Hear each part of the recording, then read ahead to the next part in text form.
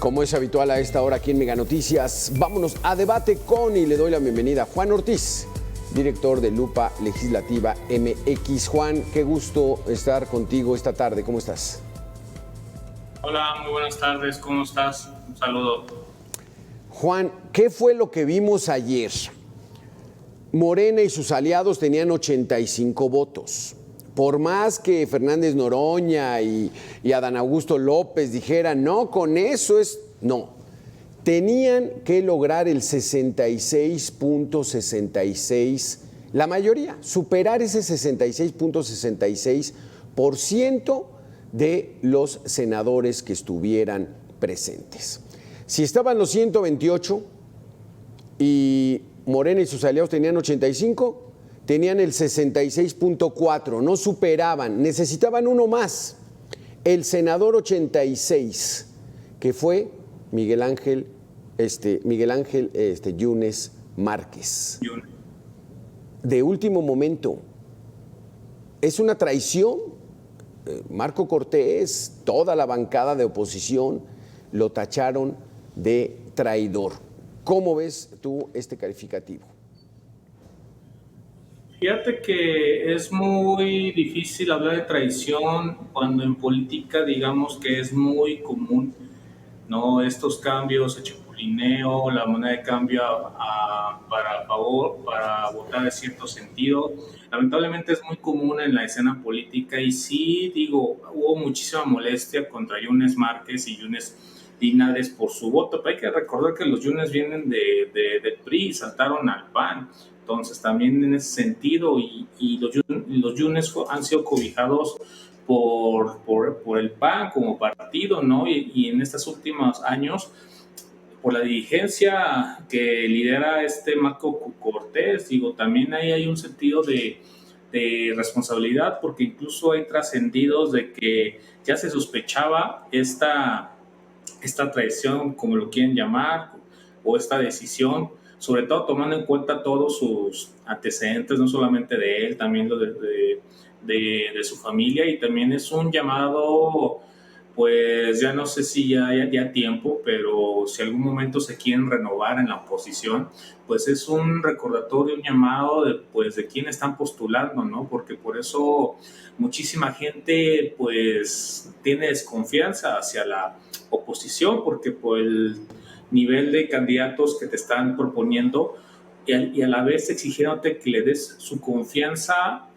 en defensa de principios o conceptos como la democracia, ¿no? Pero ellos mismos te ponen obstáculos impulsando ese tipo de perfiles. Es que exactamente, porque el 2 de junio, pues la gente de buena fe, el ciudadano, ejerce el mayor derecho que tiene, el voto. Está votando por fracciones, por partidos, está votando, en este caso, por el PAN. Y pues no espera que haga ese chapulineo en una reforma tan trascendente como es esta al Poder Judicial. Y entonces hay un manoseo absoluto de la democracia en México y yo lo veo como un retroceso. ¿Cómo lo ves tú? Sí, la verdad es que creo que en todas las áreas hay pues de dónde reclamar, porque por un lado sí, por la forma de imponer la reforma judicial, por la forma en la que se buscó estos votos, porque no solamente es Yunes Márquez, que fue como a través de lo que se dice que es a través de impunidad, por lo cual se dio su voto, pero también están los senadores del PRD que se suman a la bancada de Morena, porque no fueron por convicciones. De entrada ya les dieron las presidencias de 2 comisiones, lo cual implica cierto margen de poder, pero también implican bolsas de dinero para contratación de asesores y el desarrollo de las comisiones. Y también ahí se comenta de que hay una propuesta para que a la senadora Araceli pues pudiera competir, ¿no?, a la candidatura de la gobernatura. Yo veo poco probable que se lo cumpla, pero también... ¿Quiénes son, Juan? ¿Es Araceli? Saucedo y José Sabino Herrera. Sí. Una es de la Michoacán y el otro es de Tabasco. Sí. Que esos fueron los que la semana pasada de plano abiertamente se pasaron a Morena, incluso Claudia Sheinbaum les dijo, vénganse para acá, están convencidos de la transformación, los abraza. Y les faltaba uno, y ese fue Miguel Ángel Yunes. ¿Cómo va el asunto, Juan Ortiz, en este proceso de reforma constitucional? Se autoriza en la Cámara de Diputados, se aprueba, va al Senado de la República, que fue el espectáculo que vimos ayer, se aprobó en la madrugada, esta mayoría con 86 votos son mayoría calificada, y se manda a los estados. Por lo menos la mitad de los estados más uno deben autorizar esta reforma constitucional. Son 17. El primero fue Oaxaca, pero casi de inmediato, o sea, no habían pasado ni 3 horas y ya lo estaban aprobando. Juan Ortiz, ¿esto qué representa para la democracia en el país? Fíjate, mira, incluso lo votaron en 6 minutos, entonces ni siquiera hubo debate. Ahí yo haría un paréntesis con el tema de la reforma judicial, porque para bien o para mal, es uno de los temas más discutidos, yo creo, en la política, en la historia de la política en México recientemente. Ahí, pues digamos, en ese particular, yo no estoy tan de acuerdo que, digamos, no hubo tiempo para leerlo, ni tiempo para analizarlo, ¿no? Pero también, digamos, que hay que cuidar las formas y no terminarlo votando en 6 minutos como ocurrió en Oaxaca. También lo aprobó Tabasco, Quintana Roo. Me falta ahí un estado más. Oaxaca, Tamaulipas, Tabasco, Veracruz y Quintana Roo. Y justamente hace unos 5 minutos, 10 minutos, lo rechazó el Congreso de Querétaro, ¿no? Se desechó aprobó un dictamen de rechazo, ¿no? Entonces también ahí lo que tenemos, hay previstos otros estados, a más tardar estaría ya definido los 17 estados que se necesitan para esta reforma, y yo creo que entre mañana y el viernes, entre mañana y el siguiente día viernes, a más tardar el viernes, yo creo que ya lo va, la declaratoria tienen que hacer una declaratoria en la Cámara de Origen cuando ya lo aprueban los congresos estatales. Entonces, la próxima semana vamos a ver al presidente en un gran evento, o sea, publicando el decreto, ¿no? En el diario oficial de la Federación. Yo creo, aquí el asunto es de que el presidente lo había dicho. Yo esperaría que el día 15 de septiembre, durante el grito, ya esté aprobada y él pudiera manifestarlo en ese último grito, o sea, para el domingo. Creo yo que va a estar antes del domingo. Entonces vamos a hacer una pequeña pausa. Juan Ortiz, está interesante este asunto porque sí se nota el ejercicio del poder avasallador con todo. Volvemos en 2 minutos. Regresamos a debate con este tema de la jornada atropellada para aprobar la reforma constitucional al Poder Judicial de la Federación. Luego de la aprobación de esta reforma ahí en el Senado, Luis Carlos Ugalde, director de Integralia Consultores y expresidente del Instituto Federal Electoral, dio su punto de vista en entrevista aquí con Mega Noticias. Para quienes creemos que un gobierno funciona mejor cuando tiene contrapesos, cuando hay protección de las personas, cuando los medios de comunicación y las empresas y cualquier individuo se puede proteger frente a los actos abusivos del gobierno, pues esta es una noticia muy triste porque significa muy seguramente que de forma gradual en los próximos 10 o 15 años México va a evolucionar a un sistema sin protecciones, o bien un sistema en donde el gobierno siempre gana cuando quiere ganar. Y esto me parece que es una muy mala noticia para la economía, para las empresas, para las personas que quieren decir y criticar lo que quieran. ¿Estás de acuerdo, Juan Ortiz, con Luis Carlos Ugalde? No hay contrapesos. El Poder Ejecutivo lanza una iniciativa y el Poder Legislativo, aprovechando su mayoría, no le cambia ni una coma y avasalla y domina y la aprueba. Y aprueba el cambio del Poder Judicial, que también entonces estaría sometido, por más que nos digan, no, pues es que es la voluntad del pueblo, es el control nuevamente presidencialista, lo que se batalló durante tantos años en este país hasta antes de 1997, que se logró un IFE, un Instituto Federal Electoral Autónomo, elecciones independientes, en 1989 la primera gubernatura de oposición en la historia del país, que se la llevó Acción Nacional con Ernesto Rufo Appel, el primer senador de oposición, Muñoz Ledo, en 1989, en fin, estamos regresando a esa figura donde todo el poder a una persona. Juan, ¿estás de acuerdo en eso? Sí, y creo que es un tema de mucho debate porque en el papel no es difícil notarlo, pero vamos a decirlo así, mira.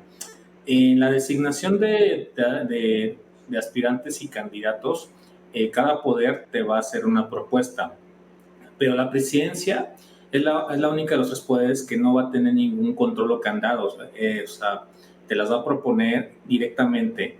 En el Congreso ahorita tiene mayoría calificada Morena y aliados, entonces no va a tener problema en hacer sus propuestas de candidatos. En el Poder Judicial es donde va a estar, porque aunque se necesitan 6 votos, pues entre los ministros que han dicho que no van a formar parte de esto, más los 3 votos de las ministras Loretta, Yasmín y Batres, no alcanzan esos 6 votos, es probable que no veamos candidatos del Poder Judicial por este conflicto. Entonces vamos a ver en esta elección de candidatos de presidencia y del Congreso. Pero imagínate dentro de 6 años, en la siguiente elección donde no exista la mayoría calificada en el Congreso. Entonces, en la siguiente elección después de la 2027, vamos a ver listas de presidencia por la falta de acuerdos en los otros poderes. Entonces, es con pasos extra, sí es una concentración de poder de nuevo en la presidencia de los otros poderes. A ver, vamos a darle la bienvenida a Juan Ignacio Zavala. Él es secretario general de Movimiento Ciudadano, diputado federal. Gracias, Juan Ignacio, por estar aquí con nosotros. Al contrario, Alberto, buenas tardes, muchas gracias por el espacio. Saludos a ti. Híjole, pues qué jornada ayer, Juan. Parece que esa ausencia de Daniel Barreda le daba la mayoría calificada a Morena y sus aliados. Bueno, ¿por qué no fue? ¿Por qué no estuvo presente sabiendo que un voto menos lograba Morena y sus aliados con 85 votos, el 66.9, superior a las 2/3 partes del Senado de la República, Juan Ignacio? Sí, pues como lo mencionas, Alberto, lo que le faltaba a Morena era un solo voto, ya 2 senadores del PRD se habían pasado al grupo parlamentario de Morena y les faltaba un voto para llegar a esa mayoría calificada necesaria para reformar la Constitución. Por eso cuando nosotros nos despertamos, el senador ya había dicho 5 días antes, el día anterior, que iba a votar en contra de la reforma, incluso dio sus razones y sus motivos, y por eso cuando de repente despertamos y nos dicen que están deteniendo a su papá, pues nos pareció muy extraño, pero por otro lado muy claro cuál era el objetivo del gobierno, que era que el senador regresara, pues para ver qué es lo que estaba ocurriendo con su familia en un estado absolutamente irregular de las cosas, porque es fecha a más de 24 horas de su detención, 36 horas que seguimos sin saber de qué se le acusa. ¿No saben de qué se le acusa, Juan Ignacio? ¿Y dónde está detenido? Y el senador suplente, Barreda, ¿está con él? ¿Está allá afuera? ¿Qué es lo que pasa? Bueno, yo ayer estuve a las 6 de la tarde, ingresé a la sala de juicios orales del estado de Campeche. Ahí estaba su papá, ahí estaba el coordinador de nuestros diputados locales en el estado, Paul Arce, que no es menor que un diputado de oposición esté siendo detenido también, junto con el papá de un senador de la República. Ahí estaba el propio senador Daniel Barreda, y pues lo que nos decía el papá, yo lo primero que le pregunté, bueno, ¿de qué se le acusa? ¿Cuál es el delito que se le imputa? Y no sabe, simplemente llegaron 2 camionetas a su casa, le dijeron que por favor se subiera, que lo iban a llevar a este lugar, y bueno, pues es cuando contactan a Daniel, y Daniel pues se regresa inmediatamente, Alberto, pues para saber Sí. qué es lo que está ocurriendo con su papá, qué es lo que está ocurriendo con su mamá, que son personas ya de la tercera edad, y pues tratar de resolver lo antes posible la situación para regresar, lo cual no pudo. ¿Qué ocurrió, Alberto? Que tampoco es coincidencia, 1 hora antes de que iniciara la votación en el Senado de la República, entonces los permiten que salgan por su propio pie de la sala de juicios orales del estado de Campeche, de un gobierno de un edificio público. Eso es lo que es absolutamente inadmisible, porque queda manifiesto cuál es el objetivo del gobierno. ¿Cuál es el objetivo del gobierno? O sea, ¿dónde estaba? ¿En qué instalaciones estaba? ¿Y Daniel Barreda estaba acompañándolo o estaba en la barandilla? ¿Cómo era esto? ¿Qué es lo que pudiste ver, Juan Ignacio? En una sala de juntas, esa donde a mí me metieron, ahí me pidieron que por favor no entrara con celular, que no podía grabar nada. Me acompañaron hasta ahí, es donde pude tener la plática, y donde me dicen, bueno, pues estamos haciendo las pocas llamadas que nos permiten hacer, pues para saber cuál es el delito, de qué se le acusa. Seguimos sin saber. Por ahí Animal Político, el medio, saca que la Fiscalía Anticorrupción del Estado de Campeche reconoció haber detenido al papá del senador. Y yo creo que lo que hay que ver aquí es lo que se está haciendo desde el gobierno, Alberto. El presidente del Senado de la República tiene la facultad unilateral de suspender la sesión. Pudo haber suspendido la sesión cuando Clemente Castañeda estaba denunciando toda esta irregular situación, y haber dicho, bueno, vamos a hablar con el fiscal general de la República, el fiscal del Estado de Campeche, con las secretarías de seguridad involucradas, vamos a ver cuál es el paradero del señor y cuáles son los delitos que se le imputan para aclarar. No, ellos tenían la prisa de sacar hoy en la madrugada la reforma para empezar a mandarlas a las legislaturas de los estados, como está ocurriendo por consigna y por orden del presidente de la República. Entonces, creo que es muy evidente que iban a usar todos los medios a su alcance para presionar, para amenazar y para chantajear a senadores de la oposición. ¿Tú no fuiste, Juan Ignacio, con el propósito de quizá ponerle un asesor y decirle, oye, aquí está tu papá, vámonos a la votación para que no falte ese senador clave para que no lograran esta mayoría? Bueno, yo sin duda le hice ver al senador pues cuál sería mi posición, Alberto, pero bueno, yo creo que en este país, en una república democrática, uno no tiene por qué tener el dilema de ir a ayudar a su papá y a su mamá o tener que ir a una votación. Ese es un dilema el que no deberíamos aceptar en este país. Es una absoluta extorsión por parte del gobierno, y me parece que es al gobierno al que tenemos que denunciar. Sí. Te lo voy a preguntar porque es nuestra obligación como periodistas. ¿No hubo nada a cambio por esa ausencia de Daniel Barreda? Yo no lo creo en absoluto. No hay nada que yo conozca en ese sentido. Por supuesto que no. Por eso en días anteriores había salido a dar su posición diciendo que por supuesto que estaba en contra de la reforma. Sí, pero el asunto era de que con que se ausentara le daba la mayoría calificada a Morena y sus aliados con una ausencia, con su ausencia. Con cualquier ausencia. Digo, para esas horas, a la hora que yo entré, ya el senador Yunes ya se había pasado de grupo parlamentario, ya había pedido licencia, ya había anunciado el sentido de su voto a favor de la reforma. Entonces, bueno, eso se puede discutir, pero creo que aquí lo que debemos, pues, es de nueva cuenta que el gobierno es el primero que debería garantizar las condiciones mínimas, claro, para permitir que se ejerza el derecho al voto. Porque si todo esto no fue un montaje del gobierno, Alberto, ¿por qué tuvo que salir el coordinador de los senadores de Morena y el presidente del Senado a mentir de que habían hablado con el senador Barreda y que estaba en la Ciudad de México? Eso lo afirmaron en público en una sesión del Senado de la República. Tú puedes confirmar que no es cierto. O sea, Daniel Barreda, cuando lo logremos ver, él va a decir, yo no hablé con Adán Augusto y en esa llamada que hizo Fernández Noroña, no estaba hablando con él. O sea, ¿todo eso fue actuado? Eso es lo Daniel Barreda me dijo que cuando yo le pregunté si había hablado con el coordinador de los senadores o el presidente del Senado, él me dijo que no tenía ni idea de qué le estaba hablando. Está con nosotros Juan Ortiz, director de Lupa Legislativa. No sé si tienes alguna pregunta, Juan Ortiz, con Juan Ignacio Zavala. Solamente preguntar si habrá algún tipo de consecuencia contra el senador por esta decisión, que leyendo su carta pues le daba prioridad a su familia, que su responsabilidad de senador, no, sobre todo una votación importante. Hola Juan, gusto en saludarte, además soy gran fan de tu trabajo, gracias por lo que haces. Mira, bueno, pues una vez que ya Daniel explicó esto, yo pude platicar muy poco tiempo con él en realidad. Yo quería constatar que estaba en Campeche, que estaba en la ciudad de Campeche, que estaba ahí con su padre, que él y su padre y Paul Arce estaban bien.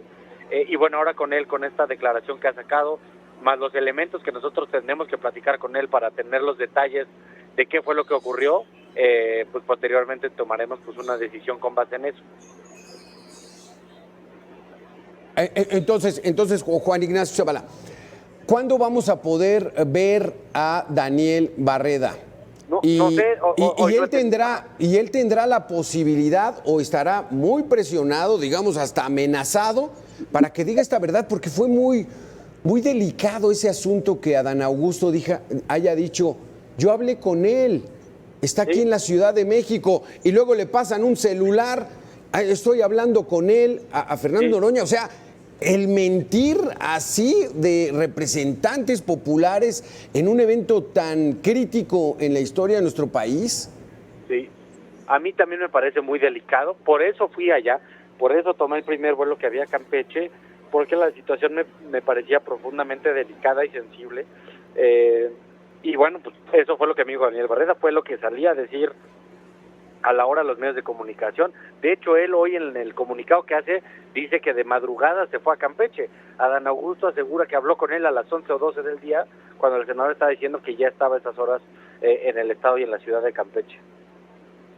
A ver, entonces Juan Ignacio, pues vaya situación, porque aquí en los hechos queda claro que fue tanto la ausencia del diputado Barreda de Movimiento Ciudadano como el voto en contra de la oposición a favor de la reforma de Miguel Ángel Yunes Márquez lo que le dieron la victoria.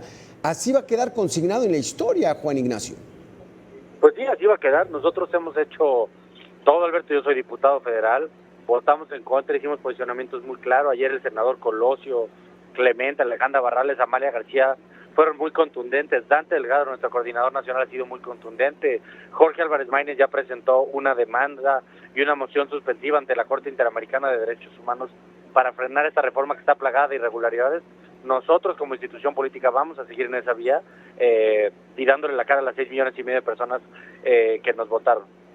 Entonces, tú nos aseguras, no hay ningún tipo de negociación, tienen problemas en Jalisco, en Guadalajara, no hubo ningún tipo de negociación de Movimiento Ciudadano con el gobierno. Ningún tipo de negociación de la que yo conozca, por supuesto que no. Nosotros no negociamos el tipo de cosas que, por ejemplo, fue muy evidente que ocurrió en el caso de la familia Yunes, por supuesto que no.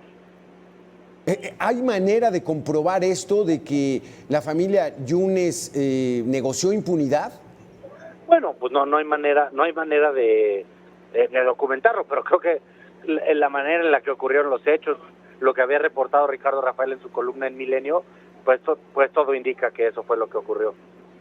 Sí, o sea, son golpes, pero absolutamente con toda la impunidad. Y ellos van a decir que no hay manera de confirmarlos. Y así se va tejiendo la historia truculenta de la política en México y con esta reforma. Muchísimas gracias, Juan Ignacio Zavala, diputado federal y secretario general de Movimiento Ciudadano, por haber estado aquí con nosotros. Gracias. Al contrario, Alberto, muchas gracias a ti. Saludos, Juan. Buenas tardes. Juan, nosotros vamos a hacer una pequeña pausa de 2 minutos y regresamos con este debate. Gracias. Gracias, Juan, por estar aquí con nosotros. Entonces, ¿qué situación, Juan? Porque ellos lo van a negar, Morena y sus aliados van a negar. No hubo coacción, no hubo amenazas, no hubo presión, no hubo dinero de por medio. Y es que no hay manera de comprobar lo contrario, Juan. Así es, hay una frase muy usada que dice que a los corruptos se les acusa de corruptos, no de tontos. Entonces, esas pruebas las vamos a ver más adelante cuando empecemos a ver algunos favores, algunos cargos, no precisamente para él, para su familia. Vamos a ver si avanzan las investigaciones de la Fiscalía, que van a hacer las pruebas realmente de ver cómo se operó ese pequeño favor de darle la mayoría calificada a Morena, ¿no? Pero Juan, pero ni siquiera va a ser una prueba, porque van a decir, es que su trabajo es muy valioso y por eso está ganando esos espacios, porque así lo han dicho. Están convencidos de que la reforma es noble y por eso están cambiando su opinión. Atentan contra la inteligencia, Juan. Pues sí, lamentablemente sí, y es un mensaje que repiten de manera continua sus voceros, pero ahí está los Yunes, antes estaba los Murat, a Corral lo fueron a defender, o sea, el fiscal de la Ciudad de México salió en su rescate. Pues ahí están las pruebas directamente. Digo, es un instituto de inteligencia que nos diga esta mañana el presidente que no hubo ningún acuerdo. Y también Sheinbaum dijo hace un rato que la historia va a valorar el papel que tuvo Yunes. Digo, pues ahí están las cosas, ¿no? Impunidad a cambio de una reforma de justicia. Sí, qué barbaridad. Un ambiente de retroceso, Juan, lo que estamos viendo, estamos regresando a esa hegemonía del poder, tienen todo el poder, no hay equilibrio de poderes, no hay algún indicio de que vaya a ser democrático el asunto, ¿o tú crees que sí se puede ir corrigiendo ya que salga el presidente y que le hayan dado su regalo y que le hayan rendido ya pues todo lo que tenían que ofrecerle? Fíjate que yo sí creo que Sheinbaum se va a desmarcar, no de un rompimiento, más bien para empezar a operar con independencia, porque le va a tocar sortear los obstáculos que le puso López Obrador, llámese Monreal, llámese Adán Augusto, llámese Ebrard, va a lidiar con los obradoristas extremistas, en el que le van a estar reclamando si se desvió un poco del camino que marcó López Obrador. Yo creo que sí va a buscar esa independencia, pero también, ¿sabes qué? Nos hace falta una oposición u otra oposición más responsable, más propositiva, sí. Porque el hecho de que una oposición que siempre diga no le justifica o lo impulsa al gobierno a la cerrazón, ¿no? Y tener que refugiarse en estos extremistas del plan de López Obrador. Es que es eso, o nos falta más oposición o nos sobra poder autoritario del gobierno, que es lo que va a ocurrir. Así es. Es que es muy complicado, o sea, le estás pidiendo a la gente que tenga fe en una oposición que no te ha dado, digamos, un plan alternativo de lo que queremos como país, o sea, sobre qué va a estar apoyando. Hay expresiones ciudadanas a favor de la democracia, de la justicia, pero no hay nadie o un grupo de personas a la cual le confíes impulsar esos anhelos que hay, ¿no? Y terminan apoyando o absteniéndose de lo que propone Morena. Pero la otra es el dominio absoluto del poder, o sea, siervos de la nación que reparten dinero, que tienen todo el control, mañaneras donde denostas a la oposición, a los medios, iniciativas donde es desaparecer a institutos autónomos de transparencia, avasallador dominio en reformas constitucionales, o sea, faltan unos y sobra mucho en los otros. Ese es mi punto de vista, Juan. Muchísimas gracias por haber estado con nosotros. Siempre bien interesante. Síganlo en X, en la anterior red social Twitter, Lupa Legislativa MX. Gracias, Juan Ortiz. Aquí vamos a hacer una pequeña pausa de 2 minutos y regresamos con más información.